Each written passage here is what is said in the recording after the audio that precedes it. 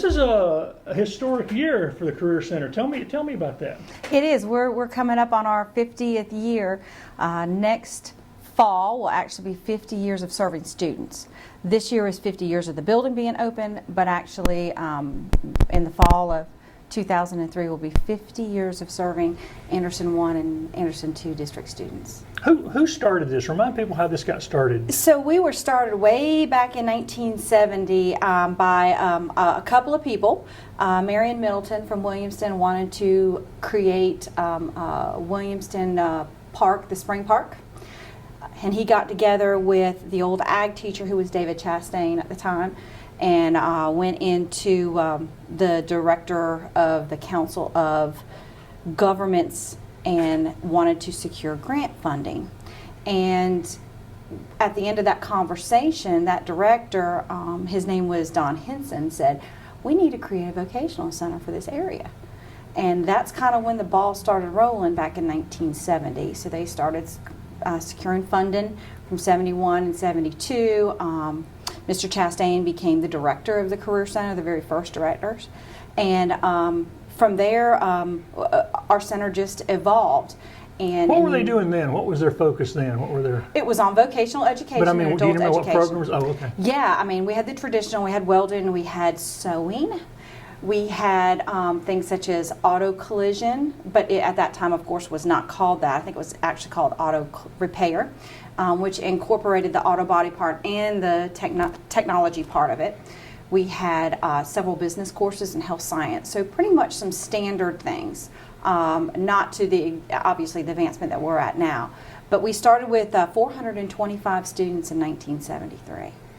Would those founders even recognize the place and the program today, would they? Well, they might, because our original building is still here. So when you walk into our facility, the front has changed, but the actual original building, the east wing, west wing, as I call it, the H label, the structure is still there. The same floors that are here that they put down in 1972 are still here.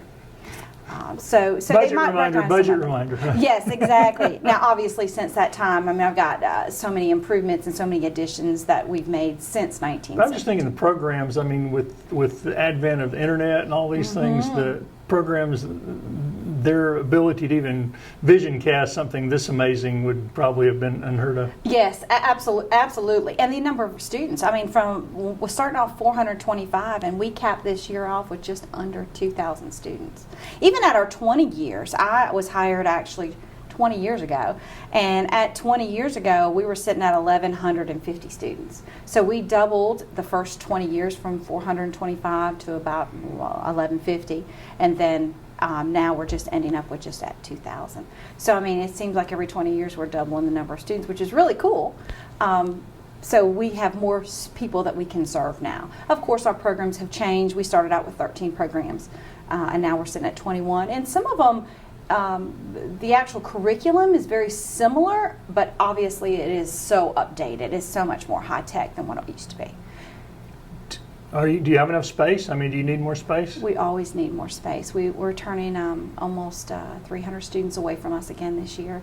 We average anywhere between 200 and 300 students that we turn away because of capacity. And you know, the way we're set up and the way we're funded, we can't create debt.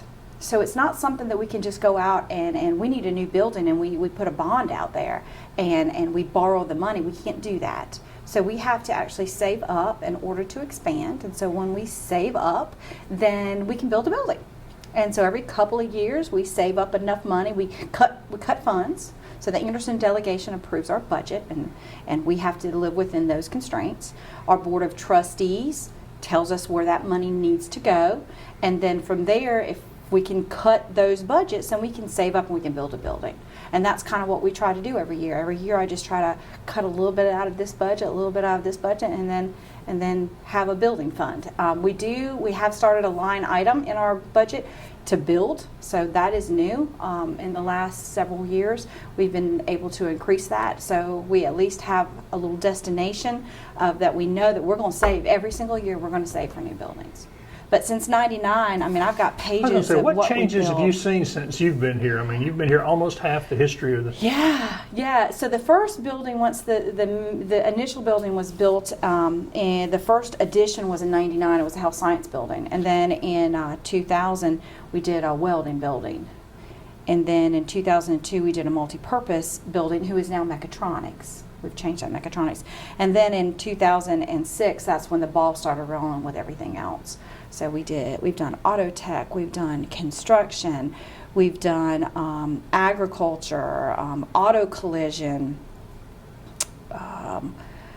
All of those buildings are outside our main facility because it's cheaper to build outside the main facility than attach on. And then of course we built our brand new multi-purpose, or what we call the conference center, in the last couple of years. So we have, which is available to our business partners in our community to be able to use with parking, and security measures have come about, and we're actually now in the process of building a new maintenance and IT facility for our staff, because we want to expand into manufacturing and logistics, and we can't do that in our current state because we want our student buildings close to the main buildings. It's much safer. So we have to move the maintenance and IT away from our main building out a little ways so we can put our new classrooms close. How have you seen demand for programs change? What changes have you seen in the last 20 years? Let's just talk about the time you've been here. So we've seen a lot, specifically in the manufacturing side of it, whether it be CNC or mechatronics,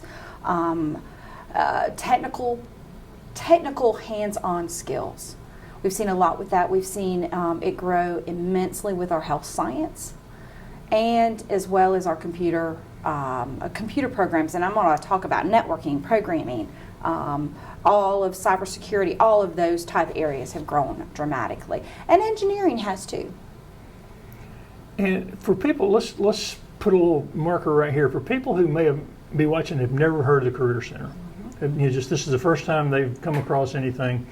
Tell them what y'all do here. Explain just in a very broad sense what you do here. Sure. So we are a multi-district career and technology center. There are very few of us in the state, and we are locally set up, and we service Anderson District 1 and Anderson District 2. Anderson 1 has Palmetto High School, Powdersville, and Wren, and District 2 has Belton, Honea-Path. And so our students are split between those schools. They spend a half a day with us, then they go back to their home high school and spend a half day with them. Now they could come to their home high school first and then come to us in the afternoon, but it's pretty much a morning or afternoon class, and they spend half a day with us.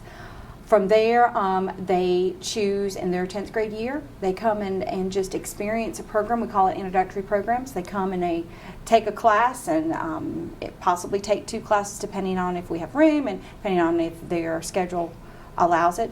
They could take up to 2 introductory classes in the 10th grade, and then from there in the 11th grade, they choose a program to stay in, and then they're in that program for 2 years. In that time, we create many work-based learning opportunities. Work-based learning is hugely important for us. So we want to customize that work-based learning for our students, whether it be a paid co-op, an internship, a job shadow, a field study. All of those things are intertwined, and it's important to find that fit for our student and for business and industry. Because if we're not creating qualified workers, then our business and industry are not getting served. And we're Remind not doing people about our the part. partners, those partnerships, and how important those are. Extremely important. Y'all ask them what they need, right? And Yes, so we have advisory committees from each of our programs, have advisory committees made up of industry professionals. Locally, we have our community college partnerships, all of our college partnerships on those as well. We have former students, current students, anybody that have touched that program, and they come in a couple times a year and they talk to our teachers, they talk to our kids and see where we're at, see what they need. And then of course we have a school-wide one that we head up, that we talk about just the school in general. Like for example, when Arthrex came in, they wanted CNC machinists. We don't have that at this point. However, I'm working toward it. We just haven't got that program yet. So that type of person and business would come to me about that, and our work-based learning coordinator, Travis. And so we work on that to fit that need that's already not in place. Tell me about some of the success stories and feedback you've gotten from students who've gone through the program. Oh my gosh, we have so many, and it's amazing since I've been here since 2002, how many students that have gone on to do such great things, whether it be the head nurse at AnMed Health. I mean, she was one of our students, and now she's the lead nurse there. I mean, there are so many success stories. I couldn't even place them down. Cody Salone works for, well, he did work for WYFF for years, and he came out of our media broadcasting program. You know, we've got so many of these stories that we've touched where students have come back and said, look, this is what the foundation was. And I think what we hear from them mostly is the soft skills, because we teach them those high-tech skills. We teach them how to be a CNA. We teach them how to weld. We teach them how to diagnose a car. But in the process of all of that, the most important part is teaching that soft skills and those employability skills, how to show up on time, how to show up for work. If you're not going to show up, what to do, punctuality, teamwork, cooperation, being that leader, all of those skills that we look for in any occupation to be a good employee. That's what we're looking for, and that's what we teach on a daily basis to our students. And I think that is the biggest accomplishment that I see from our employers and from our students. One of the things high school students are always looking for is a sense of community. Do you feel like they get that here and within the programs, they get to know each other and really build a sense of community? Oh, yeah. And you know, it's so funny because we have all 4 schools here. And you know, during football season, sometimes they play each other. But we don't see that here. When they come here, they're an ACTC student. And they work together and they learn how to do that. And we teach that. You know, we teach that teamwork process, that we're all on the same page here. And it's neat to see the kids from Powdersville interact with the kids from BHP, and they're all the same. They're all the same good quality human beings. And how many programs total do you have now? So this year we're coming up on 21 programs, and I see us adding down the future logistics and of course the advanced manufacturing. So that's going to be coming up on the horizon real soon. We've had a lot of successes this past year. Gosh, we've won so many different awards. You know, we've won an auto collision, the state award in auto collision, and graphic communications, and digital art and design. Our media broadcasting class has the only high school run radio station in the state of South Carolina. And so they bring home all these awards every year, and these are national awards. We won the Lander Film Festival. We just got into esports, which is new and up and coming through our computer science courses, and so we've won several awards with them. Our aerospace class, we've got a drone class that we finally got a pilot out of. We actually certified some students in drone certification, so that's a first initial stage of the pilot's license. Our culinary arts wins state out of the last 11 years. We won it 9 out of the last 11 years. And then we go to nationals, and this year we won 2nd place in both the culinary arts portion of it and in the management portion of it. So we get lots of donations every year. So our community is supporting us, and they want us to succeed. And if we don't have that whole connection of our board of trustees, our superintendents, our feeder schools, our parents, and our students backing of business and industry, we can't be successful, and we have that every single year. And it shows in our enrollment, and it shows in the number of students that we keep turning away.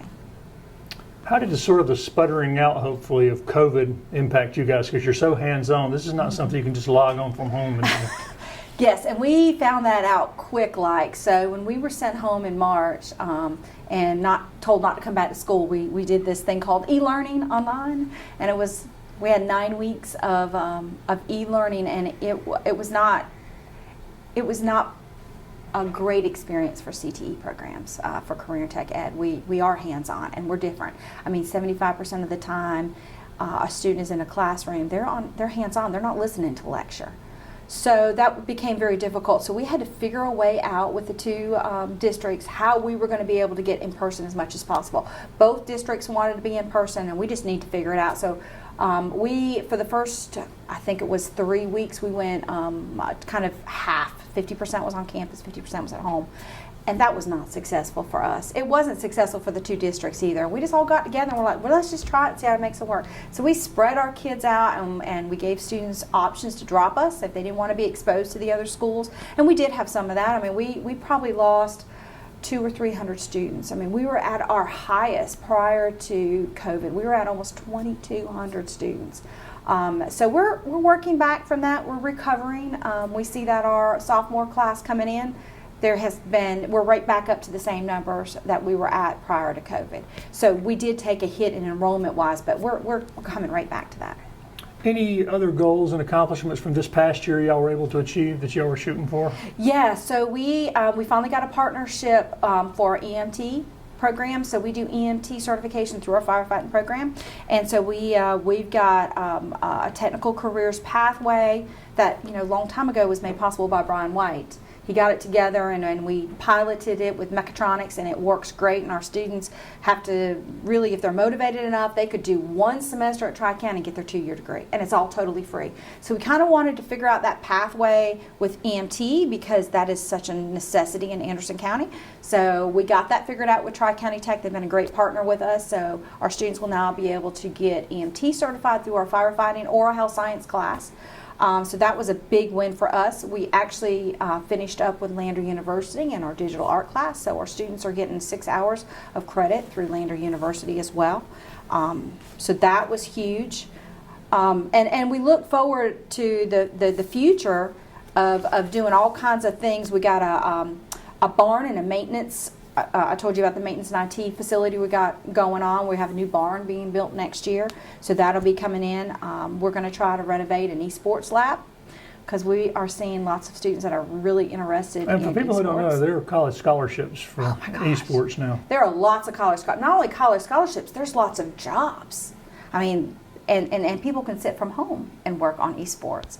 And so we're seeing a lot of that. And if we can integrate that within our computer science and everything relates back, they think they're playing games, but it all relates back to that programming. And of course, most every job, I can't think of a job now that doesn't relate to some type of computer science. And then we secured a grant this year for our campus-wide outdoor classroom. We've been working on for the last couple years, and we are actually expanding our construction program. We integrated electricity 2 years ago, and that is just booming. And so we're putting some outside area for them to expand as well. Any other goals or objectives for the coming year you and your board have identified? That you hadn't mentioned? Not for what I just said. Yeah, those things. Those I just said things. there's anything else. Yeah, no. And in 5 years, though, we do have a goal in 5 years to have a logistics and CNC building built and start running classes out of that. And we're hoping to work with Tri-County to do another pathway for them so it's, again, seamless. They can get college credit while they're on our campus. And correct me if I'm wrong here, but your students have a pretty high graduation rate, right? If they start a program here. Oh, yeah. Just overall with CTE in South Carolina and in the nation, it's well above 95%, but we're at the 99%. 99% of our students that start here in the junior year, they will finish high school with their high school diploma, industry credential, and be able to have a job. I mean, in the last, 20, 30 years, we've had a 90% placement in either college or in the workforce. So 90% of our students already, when they graduate, are going into a job or right into college, either one of them, which is pretty high. And in that, they have that work-based learning experience because we think that is the most important thing to get them out into the workforce and spend a couple of days and figure out if this is what they want to do or what they don't. And we're just as good figuring that out than we are trying to find them a job. You know, if we can tell a student who wants to go into nursing, and then we send them out to AnMed Health, and they come back 3 days later and they're like, well, this is not what I want. That to us is just as valuable than them going out for 3 days and coming back and saying, I nailed what I want. I know what I want to do for the rest of my life. So I think all of that, it all fits together. And You've seen, I'm sure, substantial salary changes in the kids graduating, going straight to work in the last few years since you've been involved in this. Tell the people about that. Oh yeah. So when I came in 2002, I was signing co-ops. Now co-op is a paid placement. So instead of coming to school their senior year, then they go to the work. They go in the workforce. And they actually have a job, and the business industry pays them, and they get high school credit at the same time. And we started out with maybe $8, $8.50 an hour. I signed a co-op this year for $22 an hour. It is crazy. So yeah, our industry sees it, our business partners see it, and our students and parents see it. And it's a win for the student, it's a win for the parent, and a win for the industry. It's all works together. Speaking of students and parents, if students and parents in districts 1 or 2 want to find out more, come tour, how do they find out more about if their kid might be interested in doing this? Sure. So we have a website. It is very interactive. We are very interactive in social media, and actually our students do our social media. So we have a presence on Facebook and Instagram and TikTok and all of those other social media platforms. So we have that. So the best thing is to go to our website. You can call our front office, and schedule a tour. But we tour every 9th grader through our facility every single year. So they have that opportunity. We tour them in the fall, and then we come out a couple days later, and they can pick some programs they're interested in. Sometimes we have parents that want to come with them. We always have an open house every year as well, and that's usually in January. So we offer lots of certifications for our students. We started off early on 20 years ago with about 300 certifications. This year we had 1,851 certifications from our students. It's huge, with a 95% passage rate, which is even cooler. Our work-based learning started off with 150 students back in 2000. And this year we had 1,861 experiences. So we feel that is hugely valuable in our students making a decision of where they want to go after high school. And the certifications also generally mean more money too, right? Absolutely. For the student and for the school too.